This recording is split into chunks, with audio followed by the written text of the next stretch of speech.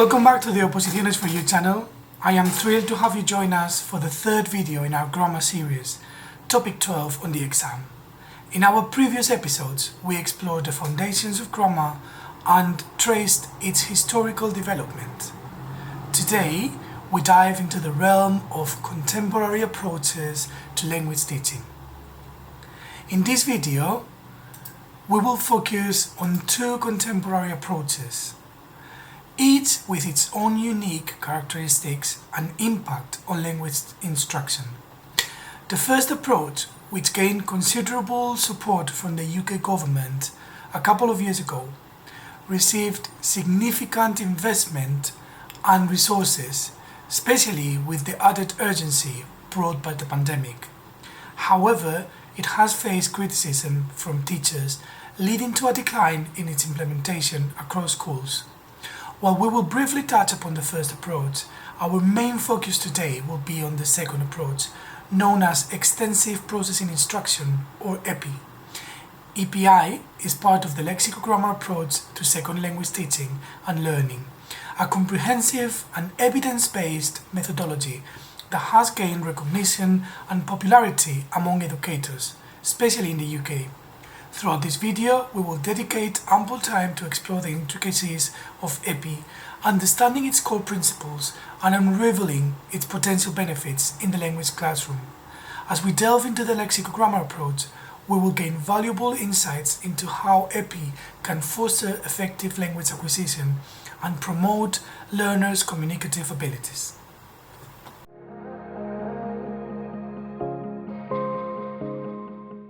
Corpus-based grammar relies on large collections of authentic language data, called corpora, to study language patterns and usage.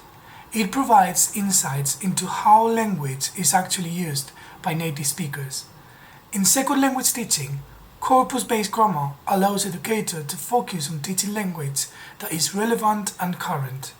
Some educators have tried to analyze which words come up more frequently in an exam and try to teach accordingly. NCELP focuses on establishing a solid foundation of basic vocabulary, grammar, and phonics. This has produced mixed results, since a lexical selection does not account for a logical way of lesson planning, and it is exam-centered instead of student-centered, and motivation is not taken into account.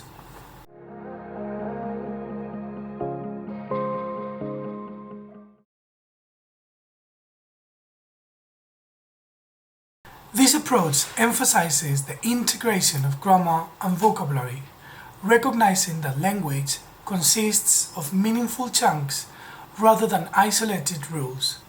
Gianfranco Conti, an advocate of the lexicogrammar approach, proposes the Extensive Processing Instruction (EPI) approach to language teaching. EPI focuses on providing learners with exposure to rich, meaningful input that allows for extensive comprehension and processing of language structures.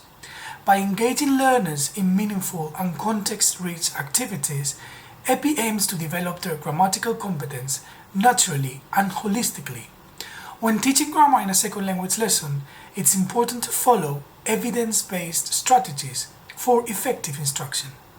Rather than making grammar rules the main focus, especially for students with lower language analytic ability, we should aim for a lighter and more enjoyable learning experience.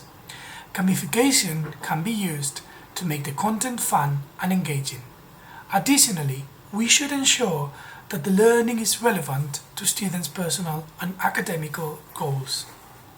To promote effective grammar learning, a combination of explicit and implicit learning approaches should be used. This involves emphasizing syntactic priming, which means repeatedly exposing students to the same sentence patterns, and drilling to facilitate subconscious learning. Different levels of input processing should be utilized, including phonological, lexical, grammatical, syntactic, semantic, and discourse processing. Instead of extensively discussing grammar, the focus should be on using grammar in context. Students should practice applying grammar in spoken language processing and it's important for teachers to be tolerant of errors in spoken production.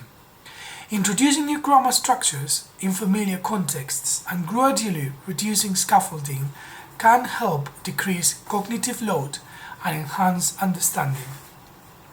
Consideration should be given to factors that facilitate or impede grammar acquisition, such as transfer from the student's native language and the saliency of the grammar structure. A contrastive approach where teachers demonstrate the similarities and differences between the target language and the student's native language can be particularly effective. Activities should be designed to integrate both form-focused and meaning-focused practice. To ensure comprehensive grammar teaching, it's important to include listening and speaking skills alongside reading and writing. This multimodal approach allows students to practice using grammar in various contexts and real-life situations. When assessing grammar uptake, a combination of structured and free production tasks should be used. Structured tasks, such as gap fills, provide prompts and lower cognitive load, while free production tasks test students' ability to spontaneously use the target grammar structures. To assess retention, impromptu assessments should be carried out several weeks after initial instruction. This helps evaluate how well the grammar structures have been retained. Providing formative feedback rather than formal summative assessments can prevent demoralization. Avoid using grammaticality judgment tasks, as they can lead to guessing and unreliable assessments. Instead, focus on targeting specific types of mistakes during error correction. By addressing a limited number of error types, teachers can help students improve their grammar skills effectively. To promote recycling of grammar structures, limit the curriculum to core structures that are non-negotiable. These structures should be practiced and reviewed throughout the course to ensure long-term retention. Smart sequencing of achievement units can facilitate natural opportunities for recycling.